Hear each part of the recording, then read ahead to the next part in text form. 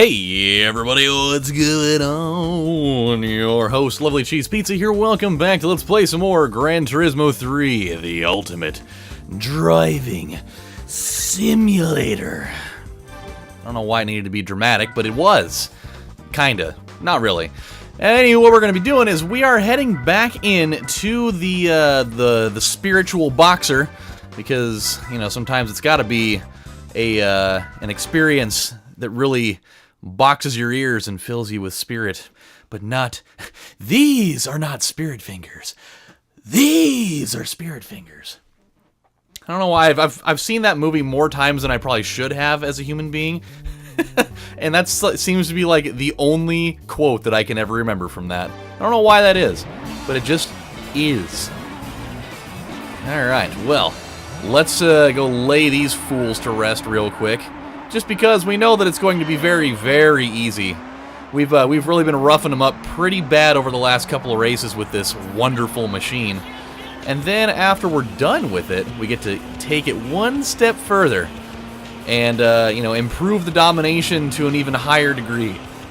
Oh, God. I'm still feeling kind of burpy and disgusting. I had Baja Fresh for lunch today, and I don't know what it is about that place, but every time I go there, I am full for, like, seriously, like 6 hours. Like, if you want to be able to eat and not have to worry about eating for a long time, you go there.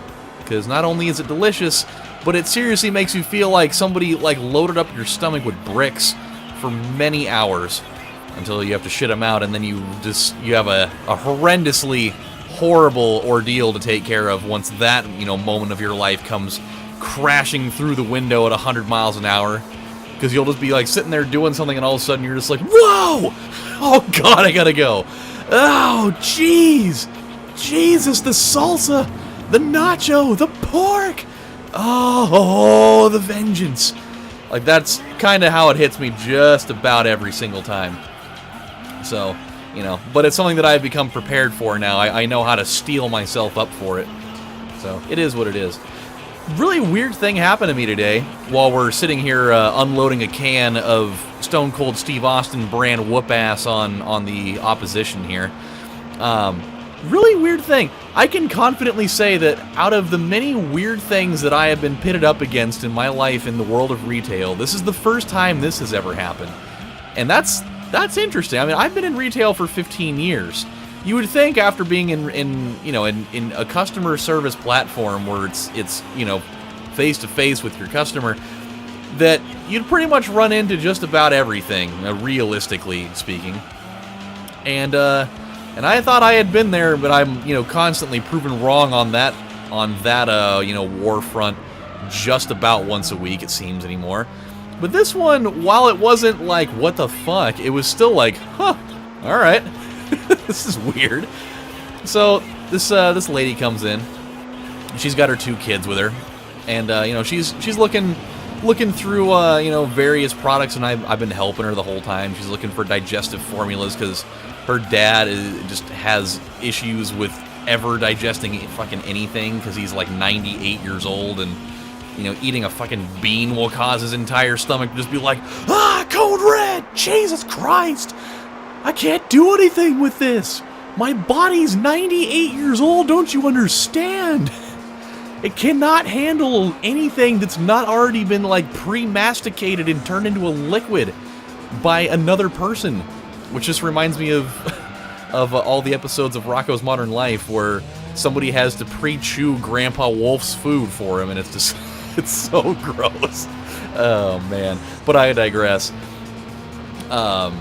So, you know, she's looking for all this stuff, and you know, she's buying quite a few items, and now her arms are getting full while she's sitting there holding on to her, you know, her, like, 1-year-old baby.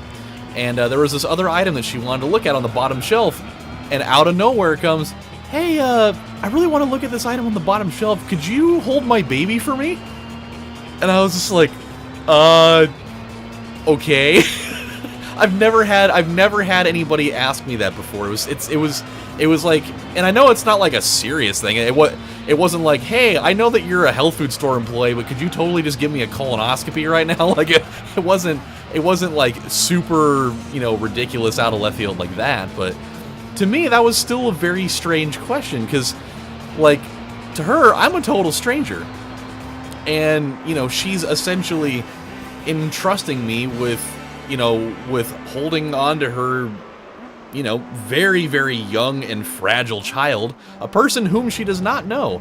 Like, that's a bold-ass move to be like, hey, I don't know you at all. And I don't know that you're not, like, a horrible human being. I mean, obviously I don't look like a horrible human being unless I do, and I didn't know it. But she, like, totally was comfortable enough with me and entrusted me with holding her child. And it was so weird. I also really don't like that car at all. What in the hell is up with this weird, like, 2 spoiler thing going on? I don't like that at all. And the fact that it's, like, it's equal length. So you got, like, 1 spoiler and then a weird, like, chasm in the middle, where it looked like the Hulk just, like, bashed it down, and the guys that designed the car were like, hey, yeah, actually, you know what, we'll go with that. Fuck what everybody else is doing with those regular-ass, you know, uniform-looking spoilers, we're going double. But yeah, it was so weird. I'm just, like, sitting here, just in a busy-ass store holding some lady's baby while she's, you know, looking at this detoxifying beverage down on the bottom shelf. And then it was even weirder because she's like, okay, I got everything that I want, and instead of her just being like, here, you take all the items and go up to the front of the store, and then, you know, and I'll take my child back, she just grabs all the stuff and just starts walking up there, and I'm just standing there holding the baby like, alright, I guess I gotta follow you. It's like, apparently I just, like, you know, for the span of like a minute and a half turned into dad here all of a sudden, and now I'm gonna be toting your kid up here to, you know, and and then we got up there and she puts her stuff on the counter and she, you know, takes the baby from me and she's like, thank you. She's like, nobody, you know, she's like, I know that it's gonna sound weird, but like, really, thank you. And, I was like, it's no big deal. I mean, you know, it wasn't like it was a totally outlandish request. It's like, I know that, like, I feel like a lot of people would have been really uncomfortable doing that, and you totally did just fine. Which was actually really, really cool to hear, because for me, like, I don't have a lot of experience with kids. I've you know, I've had a life where I've not really been super exposed to young children, especially in, like, a hands-on kind of way. You know, like, I've certainly been around kids plenty growing up, but not in, like, a hands-on way. Like, when I was growing up, I didn't do much babysitting, you know, for people, and so I've never really been one, especially, like, I've always had a paranoia of handling, you know, like, infants and small children, just because I've always had the fear of dropping one, and, you know, causing, like, irreparable damage, and, you know, especially for, like, a stranger that I don't know, like, out of nowhere, just kind of, you know, springing that up on me. I was just like, oh, God, please don't let me drop it. Well, I'll tell you one thing, that kid was fucking adorable. I will definitely say that straight face as a man, because that kid was cute as fuck, man. I'll be honest, I'll be totally upfront with you. I got like about a 10-minute span of baby fever out of that. I was like, I can't wait to do that someday. And then, you know, that was kind of like invading my brain for a little while, but all in all, it ended up being pretty cool. Okay, are we just, like, strictly racing against Lotuses right now? I feel like that's our only competition right now. I think it might be. Maybe not. It would also be really cool. Okay, there we go. I was gonna say it would be really cool if we could, you know, get by these guys. I didn't realize we were engaging in a 5-lap race right now. I thought this was gonna be a much more, I don't know, like, laid back and nonchalant sort of deal. And maybe it will be at the end of all this. I think it's just this track. This track really kind of poses a number of stresses in my life. Especially having to do it backwards, where I'm even less familiar with it. But it's all good. So yeah, that was kind of my weird experience of the day. Was you know, I just got to randomly handle a random customer's child in a total, like, weird, almost like a trust fall situation. You know, I mean, she didn't, like, just, like, throw the baby in my arms and be like, well, I hope you hold on to it. You know, it wasn't quite like that. But it was still kind of a very, you know, out of left field sort of situation. So Yeah, it was cool though. It was nice to know that I passed the test with flying colors. That was nifty. Another random thing. This is another very out of left field sort of thought that I've never even thought about this before. But you think about in like various forms of media. In this situation, I'll go with a certain joke from like old school Looney Tunes stuff. But you think about in various forms of things, like you get like a joke that's used many times in a row over a span of years. You would think that it would eventually, kind of play itself out and definitely not be funny anymore after a certain point. But I will tell you, and somebody made it very apparent, and I went back and watched it, and I was like, it actually totally is that way. Is in the old Looney Tunes cartoons, of many kinds, between like the 40s up until whenever it is that they stopped doing that joke. We'll call it 20 years, just because I know that I know there were a couple that were based out of the 60s that totally used that too. What? Somebody's going to the pit? Why? Why the hell would you do that? In a 5-lap race, you're going to go to the pits on the 3rd lap? Wow, that's weird. The only thing I can think of there is that was totally by accident. Like, he got, like, ushered in there against his will. Huh, what a weird thing. But it's the joke. It's totally, and like a lot of you, if you remember watching Looney Tunes growing up, you'll totally remember this bit. It's definitely like the weird running gag where it's a situation where somebody's trying to, get the other guy, and they always set up the playing the piano joke where they, attach all the sticks of TNT and dynamite to the one key, and then they always have them play the same song, and I don't remember the name of the song. Hold on, I'm gonna find it really quick because I know it's here on my computer in my thing. It is called. It's called. Believe Me If All Those Endearing Young Charms. That's the name of the song. At least I think that's the full name of the song. I've heard a lot of variations of it.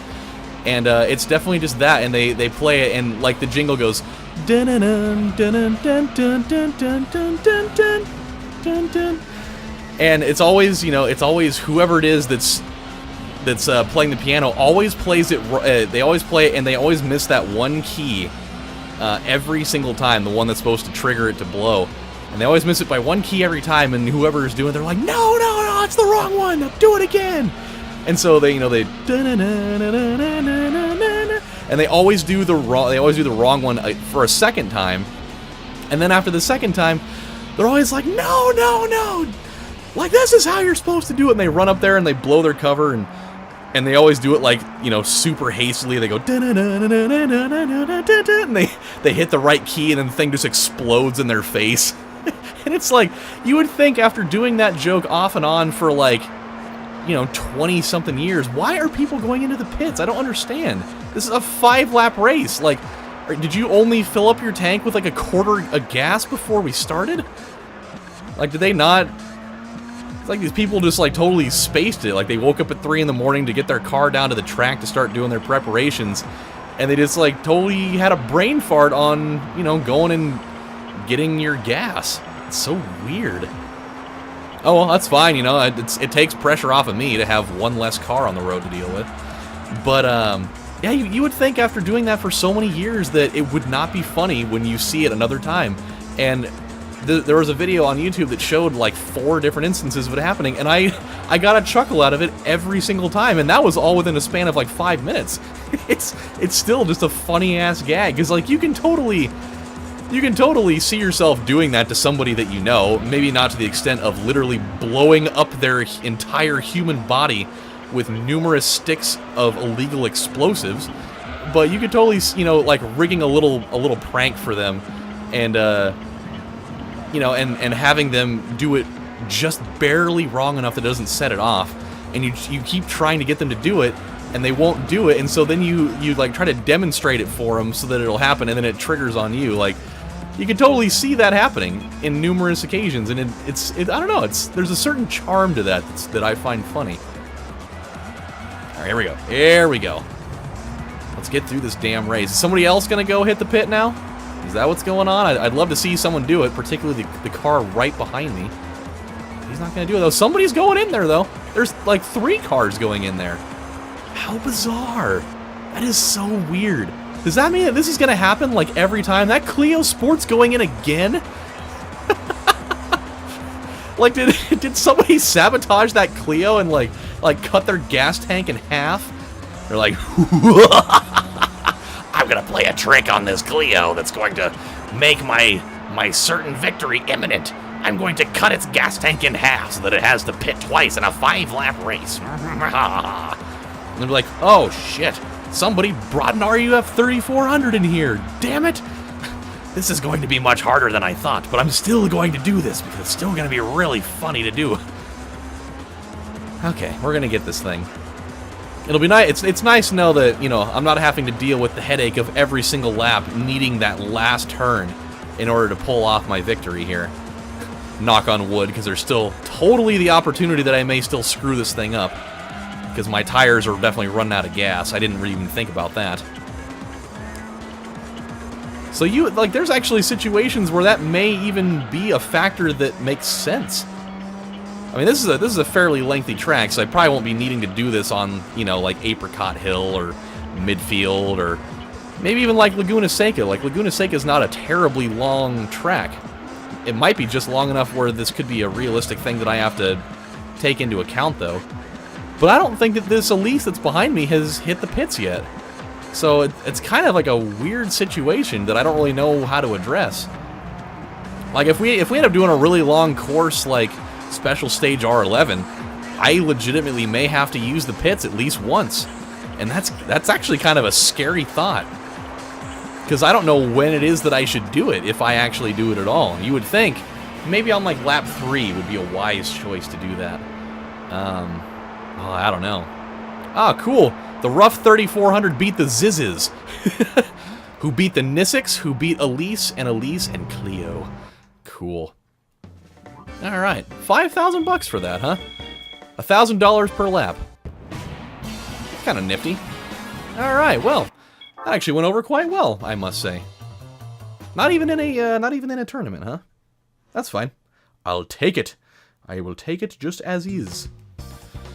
Okay, so we get Deep Forest and... Oh, Grand Valley could be a pain. That's a long-ass race. What are we gonna do there? I think... Oh, boy. That's actually a very intriguing thing. Huh. Alright, credit to the Amateur League for actually injecting a little bit of doubt into this for me. I think when we do Grand Valley, I might have to hit pits on lap 3. I think it really just depends on the integrity of my tires, but just in case I, you know, get myself into a weird spot, I'll have a couple of laps to try to make up the gap. Boy, that's rough. Okay. Alright, guys. Well, this is what we're going to do. We're going to stop right here. Let's take a look at our win percentage. Still at 85. 111 out of 130 is not too bad. I mean, that's still 19 races that we lost, but, you know, I'll take it. I'll take it. It's not horrible. It's not great either. I mean, 85% is at least the bare minimum that I wanted to be at during this, so I'm thinking that we're looking pretty good. Alright, my friends, well, we're going to stop right here. When we come back on the next installment of Let's Play Gran Turismo 3, the Ultimate Driving Simulator, we're going to go back into the Mur Challenge, and we're going to see if we can knock out those 2 races and, you know, get the nice clean sweep on it. So until then, this is your host, LovelyCheesePizza, saying thank you guys for watching, and I'll see you next time. Bye, everybody. Take care. Don't drop the baby.